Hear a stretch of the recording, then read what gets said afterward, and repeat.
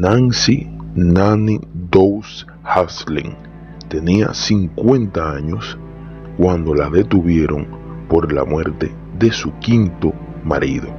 La abuelita sonriente que escondía un misterio oscuro. A continuación, esta impactante historia, simplemente increíble. Hola, ¿qué tal? Bienvenidos a todos y todas a su canal República Rebelde Media. Nancy Nanny Dowes Haslin miró con avidez el ejemplar de la revista Romantic Heart, Corazones Románticos, que uno de los detectives de la policía de Tucson, Oklahoma, tenía entre sus manos. El hombre acababa de quitárselo para llamarle la atención, porque en lugar de hablar de sus crímenes como había prometido, la mujer, una corpulenta señora de 50 años, quien a rara vez se le borraba la sonrisa, se había puesto a leer el correo de lectores, allí donde los corazones solitarios publicaban avisos para conseguir pareja. Increíble. Corría el noviembre de 1954 y Nanny, como se le conocía, estaba detenida como sospechosa de asesinato de su quinto marido, Samuel Dowes, muerto después de una tarta de ciruela seca con arsénico. Sea amable, devuélvame la revista, le pidió Nanny al policía. Antes tiene que contarnos todo, le respondió el detective. Sí, le cuento. ¿Me la devolverán? Sí, es una promesa. Nanny se acomodó los anteojos, tomó aire y empezó a hablar durante las siguientes horas. No se detuvo. Confesó la muerte del bueno de Dowes, un hombre que la adoraba, la describió, y la de sus cuatro últimos maridos. También dijo que había matado a su suegra, que había tenido la mala ocurrencia de ir a vivir con ellas cuando estaba casada con su cuarto marido, y ahí se plantó de su hija y una de sus nietas. No dijo nada, pero pronto también se le podría pensar que ella lo hizo. Otras 3 muertes, en cambio, quedaron para siempre envueltas en un manto de misterio y de sospecha. Entre 1927 y 1954, la romántica y sonriente Nanny, entre 8 y 11 personas, todas ellas miembros de su sucesiva familia. Nancy Haslin nació el 4 de noviembre de 1905 en Blue Mountain, Alabama. Era la mayor de los hijos de un matrimonio formado por Hans Loudon Haslin, y contaría muchos años después que tuvo una infancia bastante desgraciada, ya que su padre era un hombre muy estricto y un fanático religioso. Además, Hans no quería que sus hijos fuesen a la escuela para que lo ayudaran en el trabajo de la granja familiar. Por eso Nanny apenas aprendió a leer y escribir. A los 15 años empezó a trabajar en una fábrica textil. Con parte del sueldo se compraba maquillaje y revistas de corazones, que leía escondida porque en su casa estaban prohibidas porque eran instrumentos del demonio. En el trabajo conoció y se enamoró de Charlie Brack, un joven de 20 años que vivía con su madre soltera. En 1921 se casaron y entre 1923 y 1927 tuvieron 4 hijas. Cuando ya el amor terminó, contaría Nanny después, ya se le había terminado toda la oportunidad a este hombre. Para entonces, aunque bajo el mismo techo, Nanny y Charlie vivían cada uno en su propia vida. lo que incluía borracheras e infidelidades de ambas partes. El final llegó en los últimos meses del 1927, cuando en apenas 2 semanas murieron 2 de las 4 hijas del matrimonio. En el hospital, los médicos dictaron que las 2 niñas habían fallecido por intoxicación alimentaria. Charlie diría muchos años después, cuando se conoció los crímenes de Nanny, que siempre sospechó que su mujer había matado a las 2 niñas con veneno.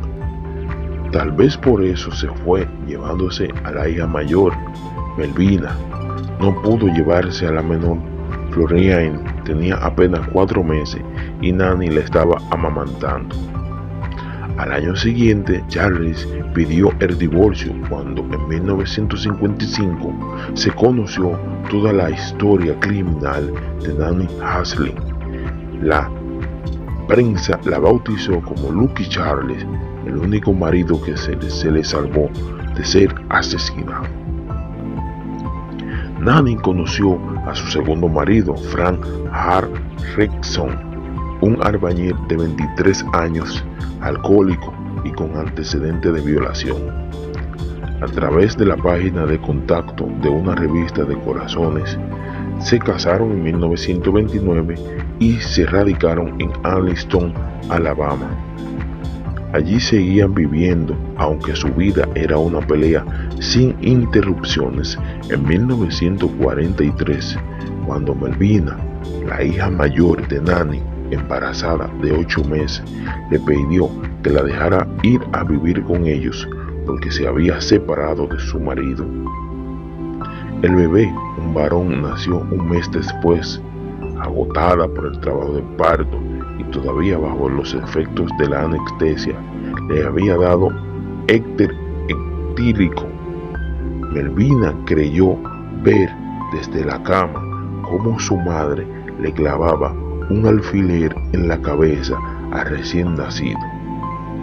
Nunca estuvo segura si realmente lo había visto o fue una pesadilla, pero lo cierto es que el bebé, que no llegó a tener nombre, murió en los brazos de su abuela. El certificado de defunción dijo muerte súbita. A pesar de sus sospechas, Melvina se quedó a vivir con Nanny. No quiso irse porque había conocido a un soldado. Poco después quedó nuevamente embarazada y en 1945 tuvo otro varón. Para entonces la relación de Melvina con su madre era insostenible y decidió ir a visitar a Charlie, su padre, para preguntarle si podía ir a vivir con él. Dejó al bebé al cuidado de Nanny, que parecía adorarlo.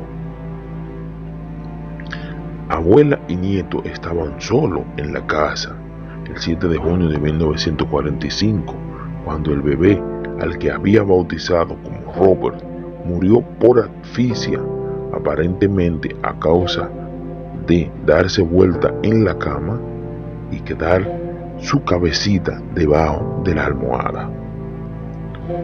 Con la manera en que había muerto, el pequeño Robert no estaba del todo clara.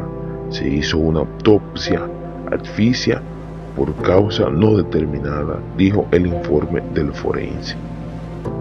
A nadie le llamó la atención que un mes después de la muerte de Nanny cobrara un seguro de vida de $500 que le había sacado a Robert y la tenía como única beneficiaria.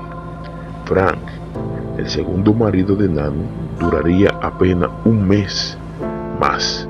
En agosto de 1945, a pesar de llevarse pésimo, salieron a festejar justo a la victoria aliada de la Segunda Guerra Mundial. Esa noche bebieron en exceso y al día siguiente Frank amaneció muerto.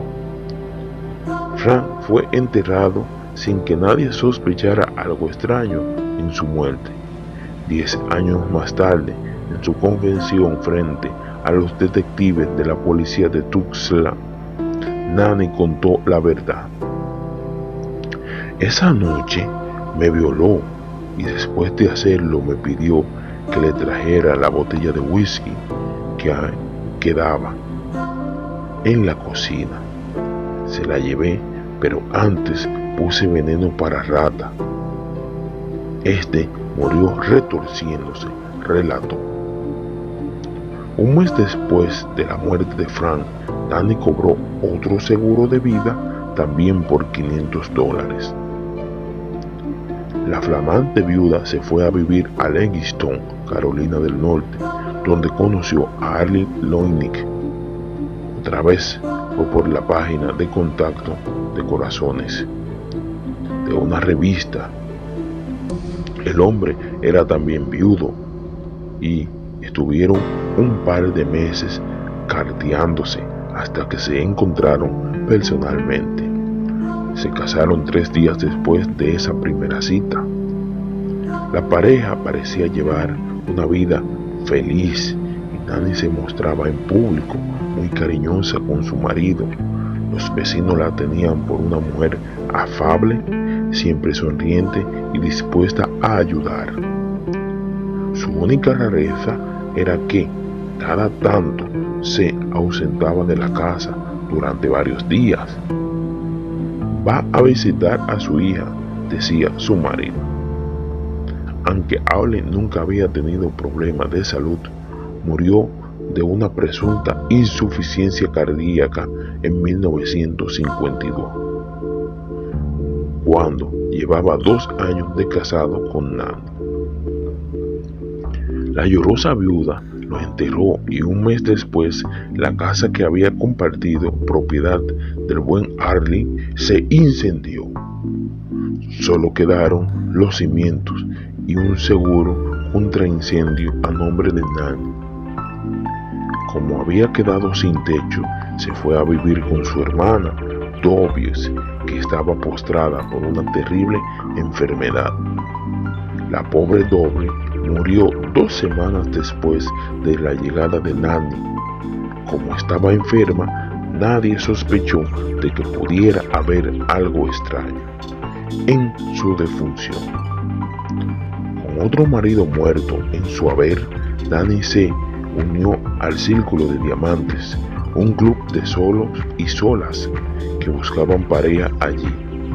Conoció a Richard Morton, un empresario de Emporia, Kansas. Se casaron a finales del 1952 y en enero de 1953 Richard tuvo la mala idea de invitar a su madre, Lois, a vivir con ellos. Cuando la suegra apareció en la casa de la noche a la mañana, Nanny se sorprendió. Richard ni siquiera le había tenido la cortesía de avisarle que quería que su mamá viviera con ellos. Lois murió repentinamente a fines de enero de 1953, cuando llevaba apenas 15 días. Viviendo en la casa de Lois. Esto es sumamente impactante, sumamente increíble, señoras y señores. Richard y Nanny, muerte natural fue lo que se dijo. El certificado es de defunción. La envenené con veneno de rata en la comida, les contaría Nanny a los detectives de Tucson en menos de 3 años más tarde. El señor Morton sobrevivió a 4 meses después que su madre murió mientras dormía el 19 de mayo de 1953. Morton recién había muerto cuando ya Nanny estaba nuevamente escribiendo a la página del contacto de una revista del corazón.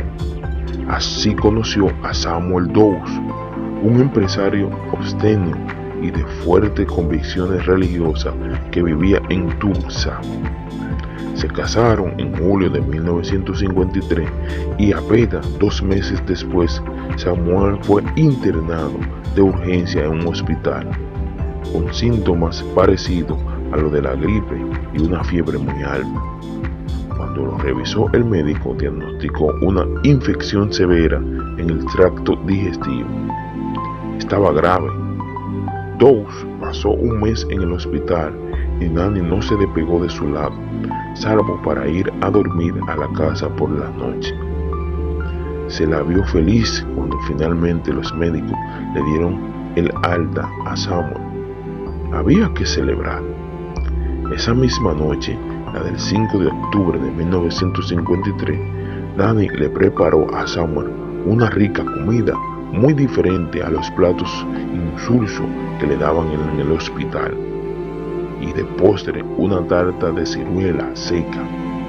El hombre se dio verdadero atracón y murió pocas horas después mientras dormía, dijo Nanny.